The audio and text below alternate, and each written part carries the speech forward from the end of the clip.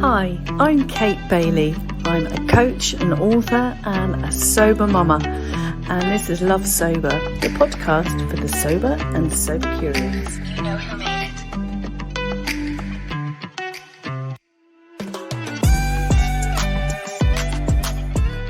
Hi, and welcome back to Love Sober, the podcast for the sober and sober curious. And today I'm absolutely delighted to be speaking with someone who I think is a bit of a legend, Suzy Redding. Hi, Suzy. Hi, Kate. What a gloriously warm welcome. Thank you, darling. You're welcome. So Suzy is a mother of two. She's an author. She's a chartered psychologist and coach. She specialises in self-care and helping people manage their stress, emotions, and energetic bank balance. And it was her life experience of motherhood colliding with the terminal illness of her father that sparked her passion for self-care, which she now teaches to her clients, young and old, to cope during periods of stress, loss, and change, and to boost their resilience in the face of future challenges. Suzy is the psychology expert for the wellbeing brand Neom, if I'm saying that correctly. Mm-hmm. Yeah, Organics, and the founding member of the Nourish app. She figure skated her way through her childhood growing up in the northern beaches of Sydney and now makes her home in the hills of Hertfordshire in the UK. Suzy's got lots of books out, and I was just having a little chat with her that I first became aware of her when I saw her lovely book, The Self-Care Revolution. And she's also written Stand Tall Like a Mountain. I'll link all these at the show notes at the end. The Little Book of Self-Care for Tough Times, and her first children book. This book will help and make you happy. So she's also written And Breathe, Sit to Get Fit. You've been busy, Suzy, right? I'm reading this going, she's done a lot. The Little Book of Self-Care and Rest to Reset was published earlier this year. So, a big warm welcome, Suzy. Thank you, darling. Thank you for having me. I'm so looking forward to getting our heads and hearts together today. Absolutely. So we all start with the check-in. So how is your head and your heart doing today? Do you know what? It's been smooth. It's been smooth. I've had an opportunity to go for a run. I've had an opportunity to be still. And yeah, you know, I've filled my cup. I feel resourced and ready to go. I love that opportunity, though. Let's be honest. Yeah. Yeah. Well, isn't it that balance? And I just, you know, this is one of the reasons why I love your work. And, you know, I always love it when you pop up on Instagram, because there's this real acknowledgement of, okay, life is busy, shit goes down. Let's do what we can. A little bit is always going to be better than nothing. And there's that sort of kind of self-compassion there, which just comes straight in with that, you know, it's like, you know, we don't need it to be, I'm sure we will dive into this, but we don't need, I think self-care actually needs a little bit of unpicking. Oh yeah, absolutely. Doesn't it? So so I'm looking forward to diving in there today. Good. And for me, like yesterday, it was the Monday morning, but I really prioritized. I've had a whole thing where my car died as well. So this, do you know when it's like, it's a bit of a hashtag, don't get me started. But anyway, it's meant that I couldn't get to yoga, but I was like, okay, I'm going to do the online class. I've got a little sort of hidey hole down at the bottom of the garden, but my Wi-Fi does work there. So I went down there. It's probably got spiders in it, but I did my bit of yoga and I had a bit of a cry. It just all came up, and then I was like, okay, now I'm good to do Monday. You know, so it is so important to, if we possibly can, to carve those bits out. And today I've done none of that. I've just raced around and done emails. Day is not done yet, though. Yeah, no, it isn't. And the fact is, I imagine this is the thing. Like, self-care isn't just a bunch of practices. It's not just something that you do for a given period of time. It's also skills that you seamlessly weave into the everyday goings on. Yeah. So it's how we speak to ourselves. It's how we hold ourselves. It's something simple like wearing a garment in a color that you like, or spritzing a little scent. You know, none of these things have to take a huge investment of time. And it's just respecting the fact that every day looks different in terms of what we need and also what we've got the capacity to do and to gift ourselves. Yeah, it's so right. True. That whole, the concept of self-care still needs unpicking. I know for me, so my sober journey it really shifted when I started taking care of myself. And the more I kind of had, inquired about it and became a little bit more skilled at it, it seemed that it always just asked with a question, which is, what do I need? Not a tick list, like you said. It's from what you've just said, which I think is what I'm hearing correctly. It's that every day is different and it starts with an inquiry. Yeah, absolutely. I think the simplest definition of self-care that I can offer up is that self-care is nourishment. Self-care is how we take care of ourselves, head, heart, and body. Yeah. So it is fundamentally acknowledging, voicing, meeting our human needs. Yeah. For me, for many, many years, I didn't know how to do any of that. I didn't know how to ask. I didn't know how to listen in. I didn't know how to inquire, because I'd got used to coping with the sort of faux self-care of alcohol that we're kind of peddled of, like, oh, go on, darling, you deserve it. Put your feet up on a glass of wine. Yeah, the wine o'clock. And it was such a quick fix and such a shutdown that I mistook that for relaxation. I mistook that. So I wasn't practiced at the art at all. And I had to learn how to do this thing called self-care. Yeah. So I'm wondering if, you've said it's about nourishment, and we've talked about inquiry, but if you were to say to someone, if you were to tell someone who'd literally no idea about self-care, if I rocked up on your doorstep and just said, I don't know how to do this, could you tell us what maybe you would offer up as a suggestion? Okay. I need to touch on something that you just said there, Kate, because it's so pivotal to our understanding the concept. And then can I come back to that question? I love that question. Yes. So what you've skillfully identified is that there is a difference between meeting our needs in this moment, which can take the form of any of the crutches that we habitually turn to, like booze, sugar, caffeine, online shopping, all of those things that numb us. It does meet our need in the moment, But the fundamental distinction between self-care and a crutch is that self-care lovingly tends to you in this moment, and it also takes care of the person that you're becoming. Okay? It makes tomorrow easier. And I think that's a really useful distinction to make. So if you're thinking to yourself, is this thing self-care? Okay, ask yourself, is it just providing comfort in this moment, or is it also going to make tomorrow easier? If it fits the bill, that's self-care. Otherwise, it's some kind of self-soothing, but it's not healthcare. Self-care is healthcare. Self-care is how we top ourselves up so that we can keep giving and keep going. I love that. And I think that people listening in, sober and sober curious people will definitely identify with that almost kind of distinction between the kind of immediate gratification and almost like and then sort of paying it forward so it doesn't cost us tomorrow, so it doesn't come back and bite us on the arse, basically, which boozing does. Yes. If I was to come to you and say to you, as a complete novice, just saying, Suzy, I just don't know where to start with this. I don't know what self-care is. How do I do it? What are the sort of suggestions that you would offer up to me as a novice? Okay. So I love what you've already said there, Kate, about it being, there needs to be some kind of check-in. Yeah.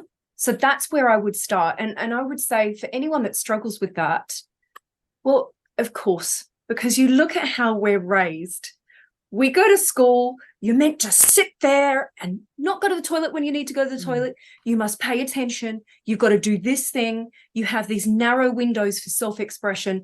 It's almost like our capacity to bear witness to what's going on inside of us is bred out of us by what's required of us to function in the school system. And then you get to work and you've got to be present and, all of it. It's just, If it's new, if it's foreign, be gentle with yourself. Okay. It is a skill that we can reclaim.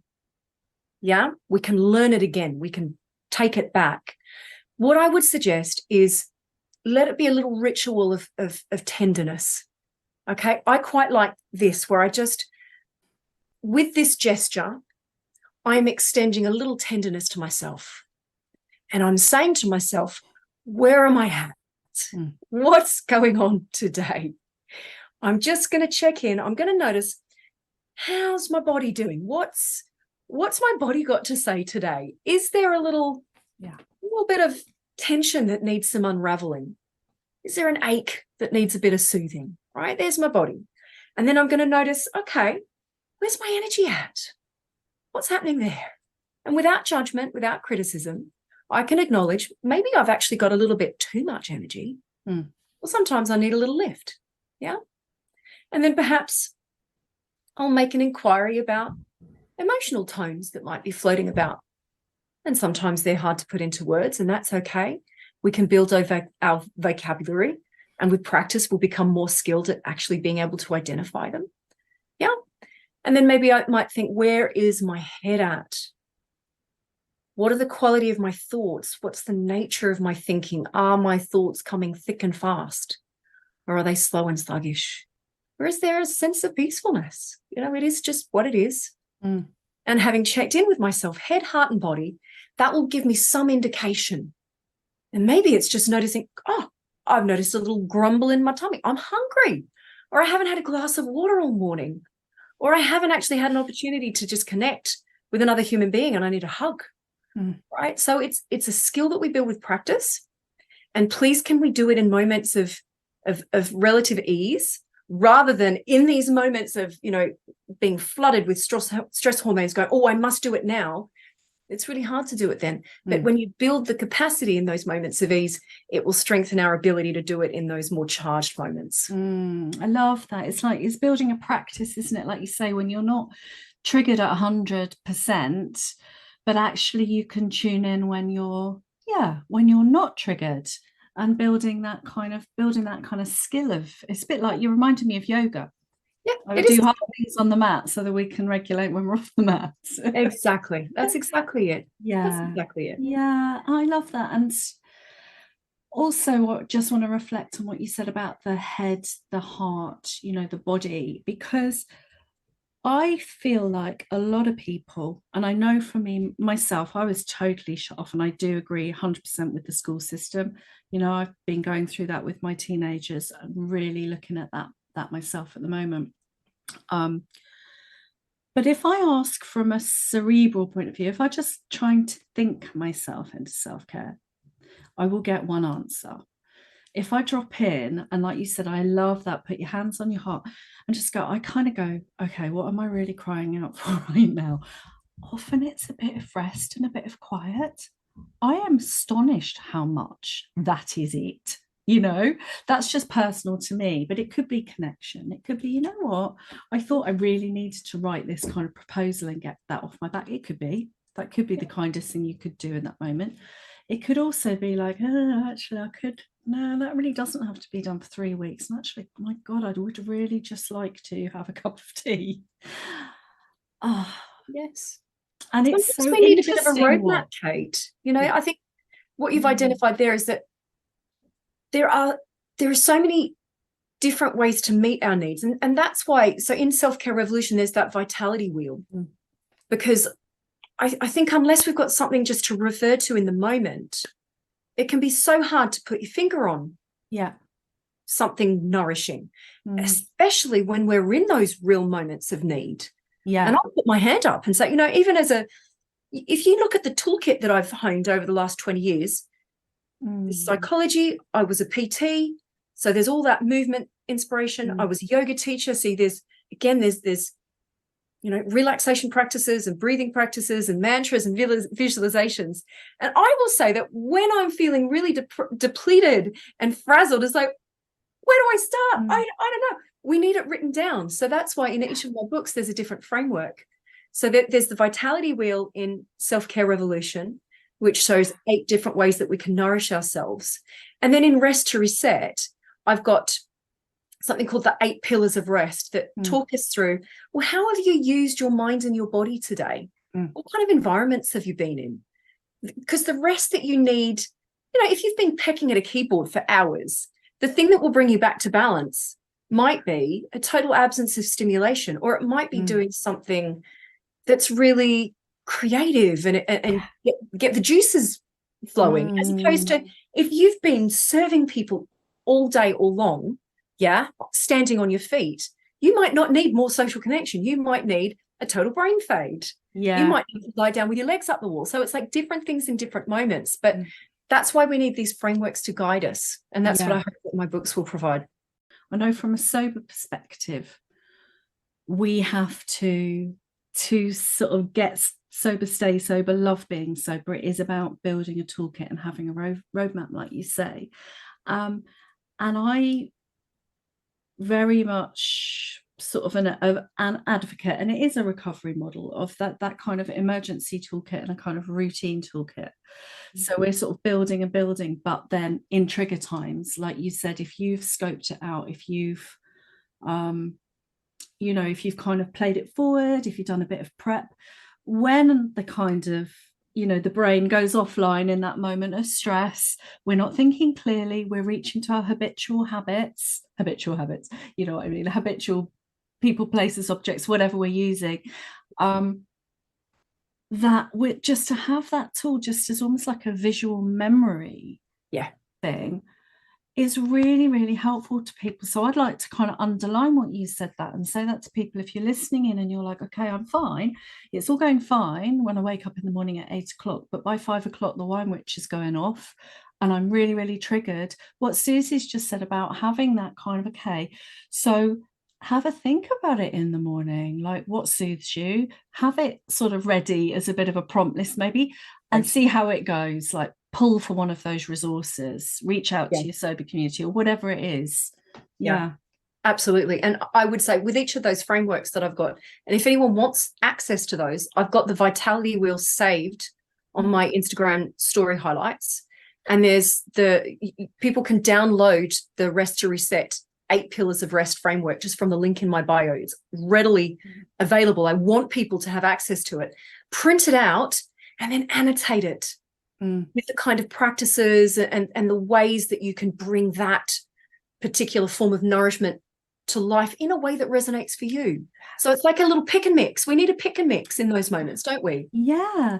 And I love what you've said, because this goes back to that kind of not being a checklist or another thing to do. And like, because I've had people say to me, they feel a bit of a failure around self-care. They're like, they're not doing it right. And it is that sort of what you said about annotate, like getting up close and personal, almost like I feel like it's what it's allowed me to do. So like my baseline was stopping drinking, which allowed me to hear. That's my foundation, because I couldn't hear anything. And then it was almost like starting this process of becoming fascinated with how I was experiencing my life, right? So it sounds a little, when I say that, I'm like, that sounds a little bit narcissistic, but it's genuine fascination with like, wow, that's interesting. That really lights me up. Wow, okay, no, I've had enough of that. And that permission to really, like you said, annotate it, make it yours, be fascinated, right? The world of the senses, like what is delicious to you? That's self-care, right? It's so, we've got like this one trot around the earth. This is how I feel. I'm kind of going off one now. But honestly, that kind of like, if you shift into curiosity and just almost like that uncomfortable possibility that however you're experiencing this is completely valid and completely yours. Wow, what can that look like? And then let's see. I love hearing about your coming home to yourself, Kate. I find this conversation so inspiring and so galvanizing, because I think we've received this message that we must deny our needs to be of service to others, that selflessness is revered as this virtue that we must all aspire to. And the more I dig into it, the more I see that selflessness is actually a recipe for burnout, resentment, inauthentic connection, and abandonment from self. And how can we be of service to anyone in that state? So there's nothing narcissistic from my perspective of you getting curious about what lights you up as a human being, because when you are resourced and inspired, shit, there's so much juice and power there. And I love hearing about it. Thank you for sharing. That's just really juicy. Thank you for that landing, and you shining that back at me. And I really got a sense, actually, I got lit up. So this is another thing that's interesting, isn't it, about self-care and these nuances, that we know what feels good. It's like in the Mary Oliver poem, is let the soft animal of your body love what it loves, or whatever. We don't have to be good. We don't have to walk on our knees for 100 miles repenting, which is really reminding me of what you said about actually this invitation to self-care being a joyful birthright to enable us to come home to ourselves. And when we do that, it's like little flames go off. It's like if I light my own light up, I can see other people lighting their lights up, and how beautiful that is. Yeah, absolutely. The gift that keeps on giving. Yeah, it genuinely is. It genuinely is. And for anyone that thinks, oh my God, I'm failing at this, I think sometimes we've got to also unpick the concept of resilience. Yes. Right? Because people seem to equate resilience with, I mean, if you think of the image, what does resilient look like? It's sort of this, it looks like a man, superhero actually. stance. Yeah, right? on my own, being right? a hero. Yeah. Right? There is just all of the stress, all of the pain, all of the grief just pinging from my impenetrable chest. Yes. Right? Yeah. Because somehow resilience is equated with being unaffected by life. And it's just not true. It's just not true. So if people are thinking, but I'm taking care of myself and I'm still struggling, therefore I'm failing. No, darling, no. Yeah. The normal, natural human response to tough times is to struggle. Okay. And resilience, I'll be honest, can look like being curled up on the floor in a ball, having a big cry. Yeah. Because it's the expression of the feeling that actually allows for the healing, is the healing. Yeah. Right. So it's also understanding that I want people to have a toolkit that empowers them with compassion. I want people to feel that they can extend tenderness towards themselves. But again, it's not about shouldering your burden alone. Self-care is just one part of what we need. We also need to be held. We need to be validated. We need to be understood. We need to be cared for. Yeah. So if we're having a tough time, it's not necessarily because you're not caring for yourself, right? It might just be that the shit's hit the fan, and actually life is tough right now. We're actually coping magnificently with it. It just doesn't look like this superhero stance, which is just, it's not human. Yeah, it's not real. It's not, is it? And I love what you said about that, because that brings me on to something else that I wanted to cover. There's something semantically then, isn't there, about self-care?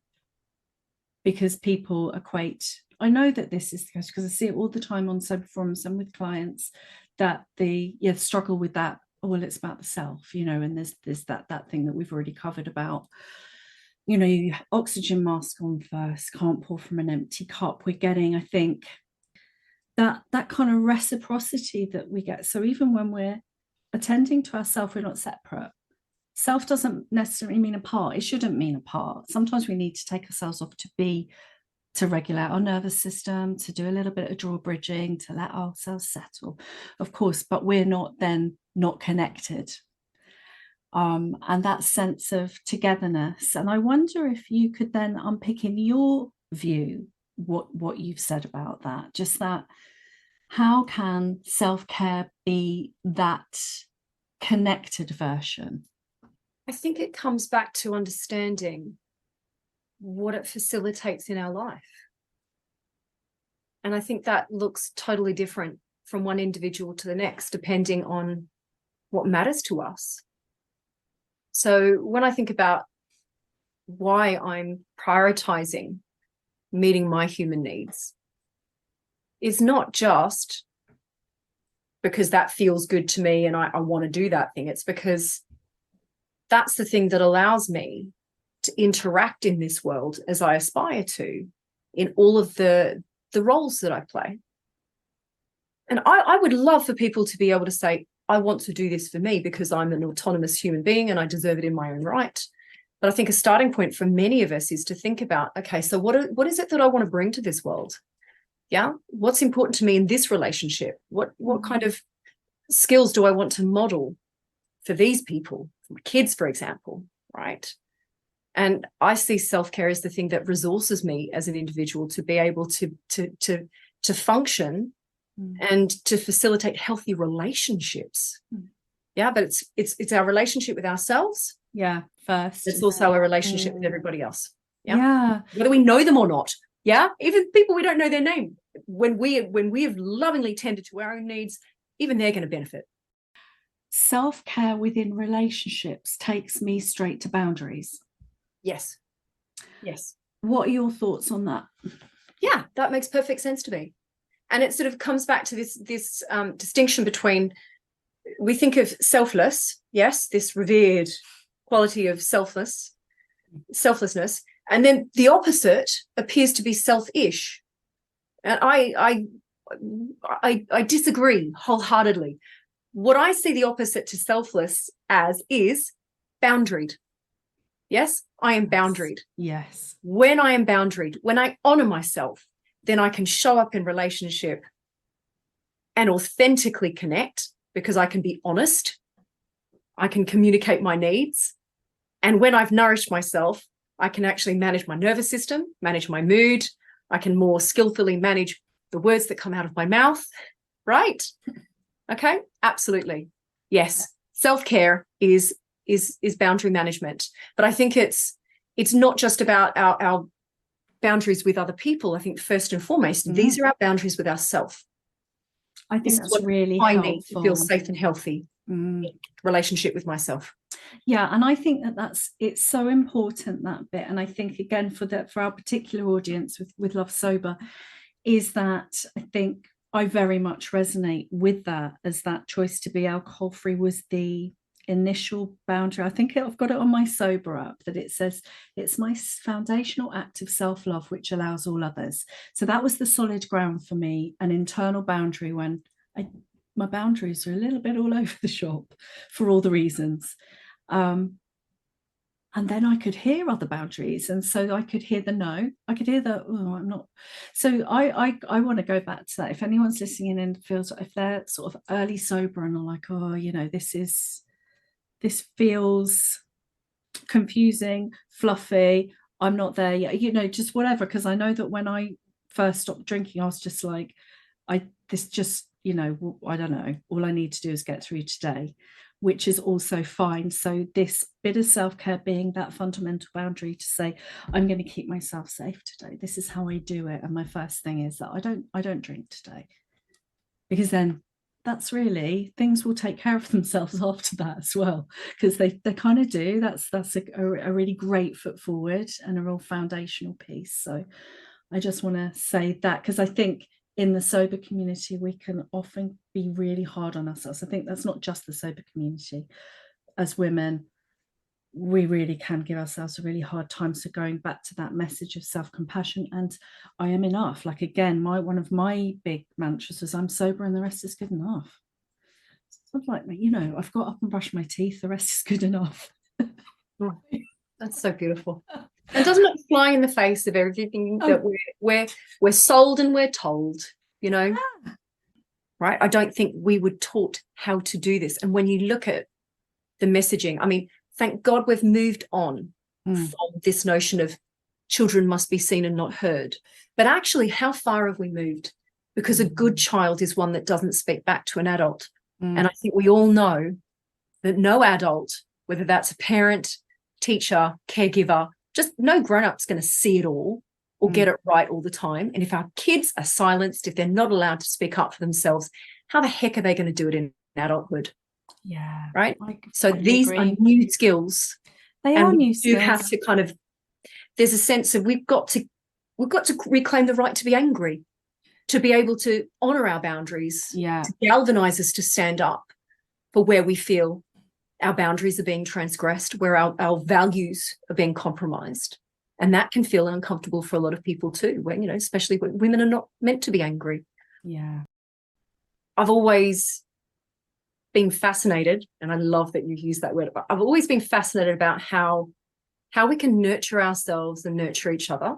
So that's why, you know, there are those different strings to my bow. You know, I studied psychology, but as I was going through university, I did qualifications in personal training because that was my part-time job. And then I accidentally fell into yoga teaching. And, you know, you can see how nourishment has always been on the radar.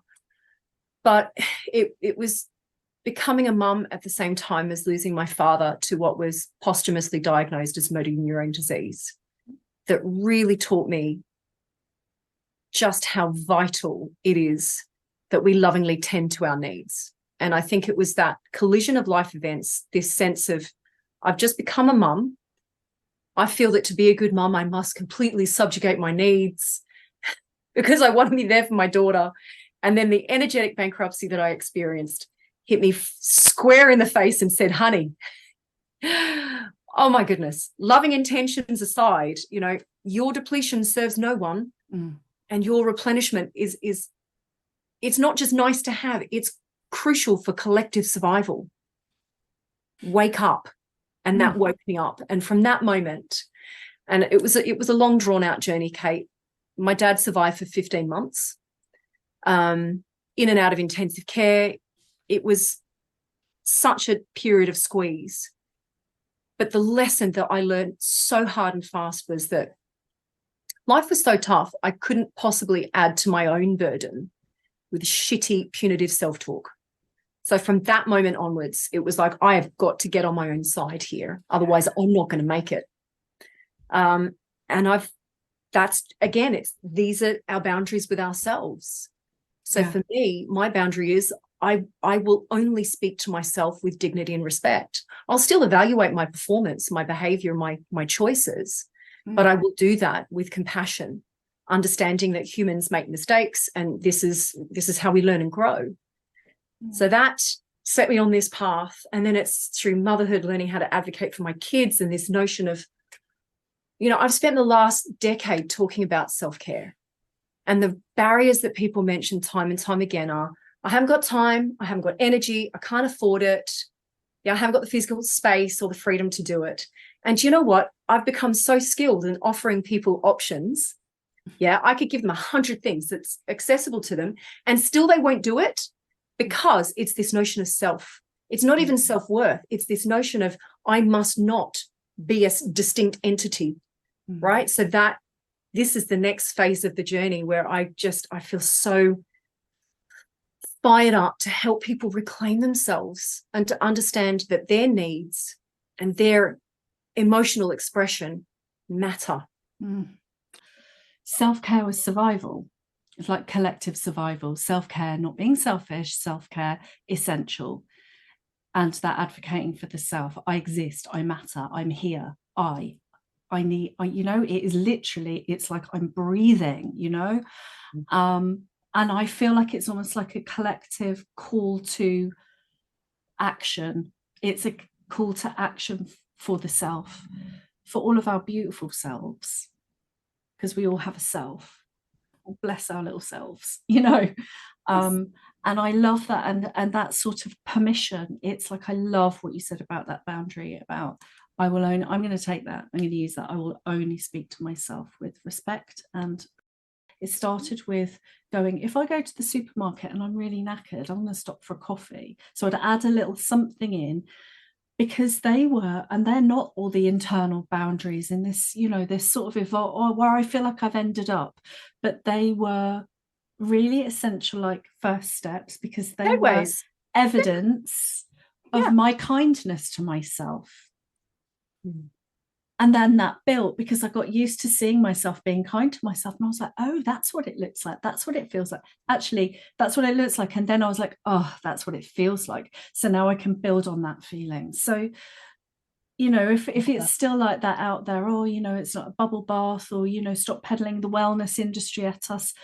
I hope that people can take away from this conversation about it being so much more than that, about being a relationship with self, about being that permission, about being just honoring ourselves as human beings, you know, and honoring our caring. Suzy, it's just been such a delight to talk to you. You know, I genuinely feel quite emotional. I feel like I've met a sort of kindred spirit along the road today. I feel just the same, Kate. Yeah, I really do. And even down to the fact that I'm now looking at your nail varnish going, I fucking love that yellow color. But, you know, outer and inner, but I really do. And I think that, you know, people will hopefully take a lot away from that and take that permission for yourself today. And I'll put all where people can find you in the show notes. Follow you on Instagram. I love your Instagram. It makes me smile every day. I love it. Yeah, it really does. Yeah, I'm glad my little notes to self land for you too. They really do. They really do. And all the books. And thank you for all your great work and being so generous in this area, Suzy. I really do appreciate it. Oh, it's a pleasure. Thank you for nourishing me, Kate. Thank you. So if you're immediately concerned about your drinking, do reach out. Know that you're not alone. There's lots of help out there. You can always send up a flare, hello@lovesober.com. If you go to Soberistas, there's an anonymous Ask the Doctor service. Really just find your fit, know that you're not alone, reach out and stay safe another week.